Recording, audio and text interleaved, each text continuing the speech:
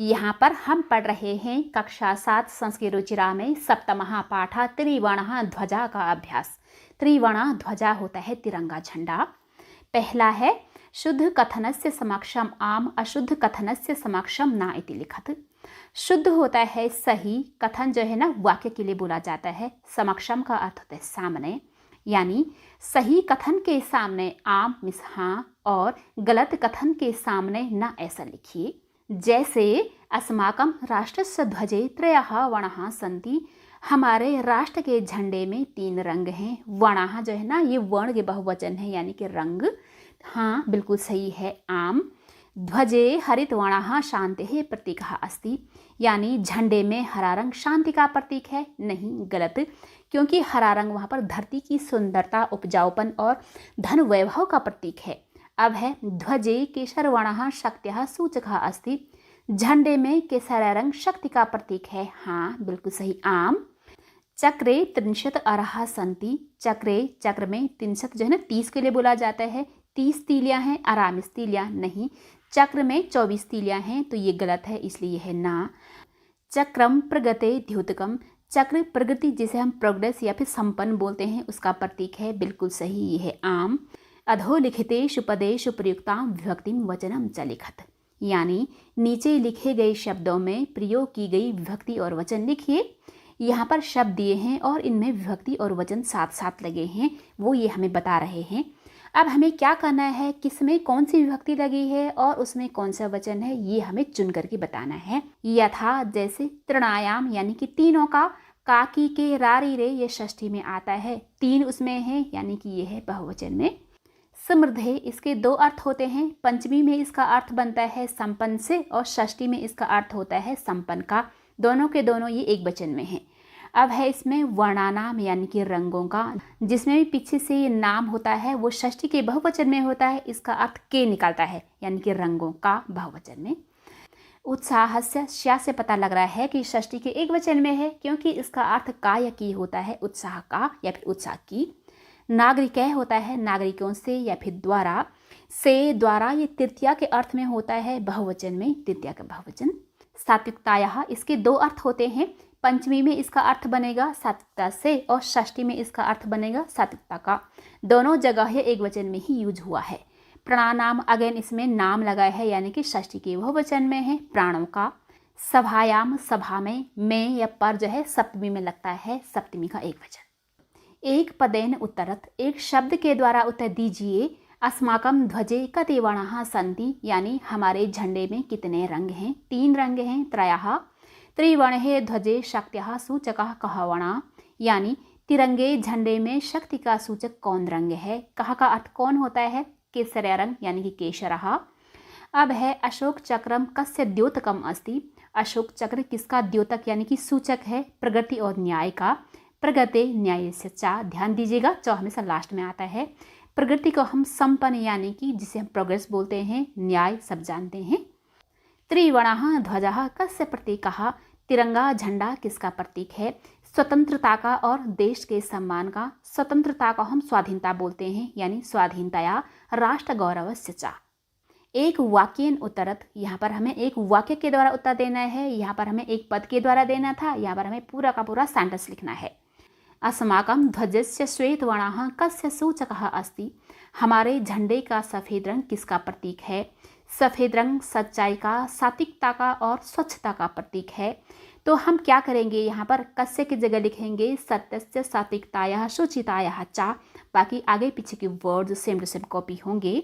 अस्माकं ध्वजस्य श्वेत वर्णाः, यानी हमारे झंडे का सफ़ेद रंग।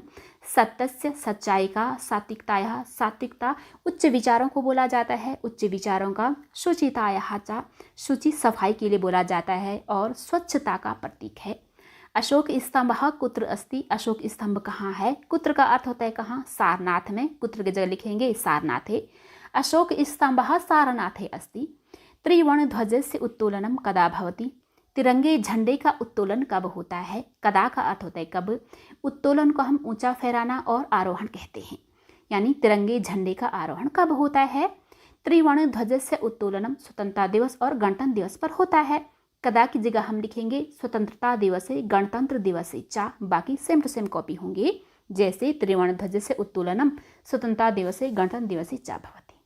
अशोक चक्रे कति अरहा सन्ति, अशोक चक्र में कितनी तीलियां हैं, कति में से कितने, अरहा में तीलियां 24 तीलियां हैं, कति की जगह हम लिखेंगे चतुर्विंशति।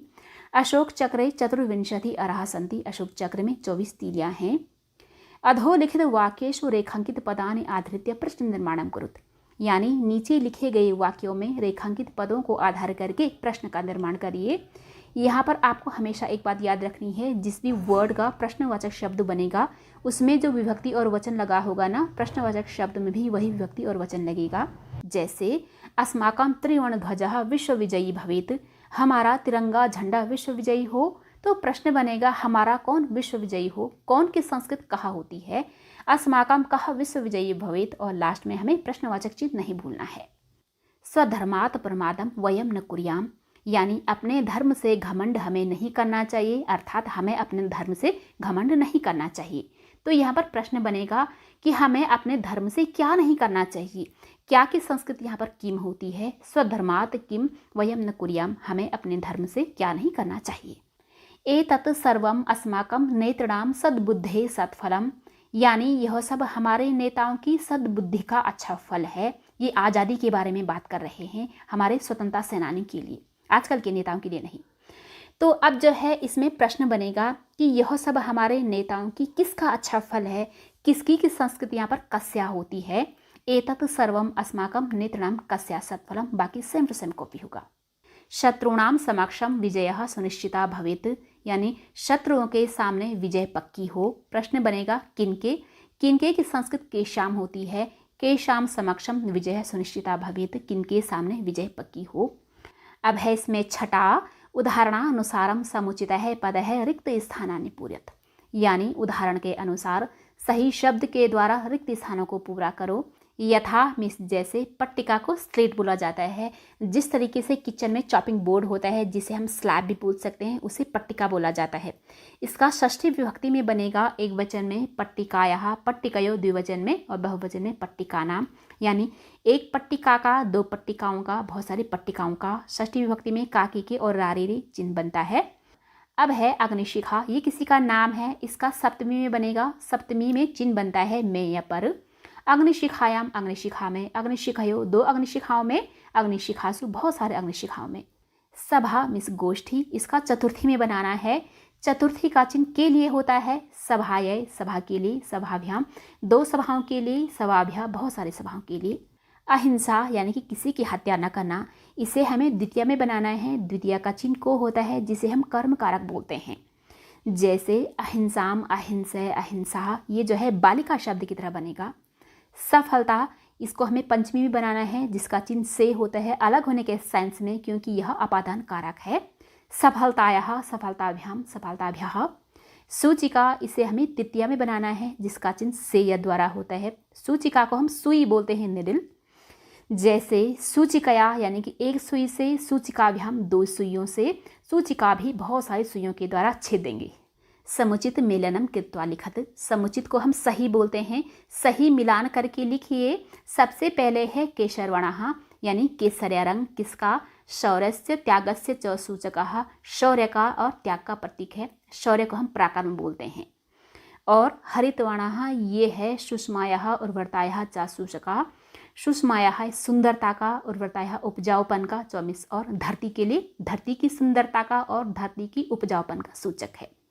अशोक चक्रम प्रगृतेः न्यायस्य च प्रवर्तकः, यानी अशोक चक्र प्रगति का और न्याय का प्रवर्तक है। प्रवर्तक होता है बढ़ावा देने वाला। प्रगति क्या होती है, जिसे हम प्रोग्रेस यानी कि उन्नति बोलते हैं, क्योंकि ये माना जाता है ना कि एक दिन में 24 घंटे होते हैं, 24 घंटे हम लगातार काम करते रहें, उन्नति करते रहें। ये अशोक चक्र हमें यही बताने की कोशिश करता है। त्रिवर्णः ध्वजा, हमारा तिरंगा झंडा, स्वाधीनतायाः यानी कि स्वतंत्रता का, राष्ट्र गौरवस्य, हमारे देश के सम्मान का, तिरंगा झंडा स्वतंत्रता का और हमारे देश के सम्मान का प्रतीक है। त्रिवर्ण ध्वजस्य स्वीकरणम, यानी तिरंगे झंडे का स्वीकरण, स्वीकरण बोला जाता है अपनाए जाने को। उसे कब अपनाया गया, 22 जुलाई 1947 तमे वर्षे जातम। तमे वे के लिए बोला जाता है, जिसे हम ऑर्डर बोलते हैं। ये फर्स्ट ईसवी सदी से लेकर चलता है, वो पहुंच गया था 1947 वर्ष में। अर्थात 1947वें वर्ष में हुआ। कब? 22 जुलाई को।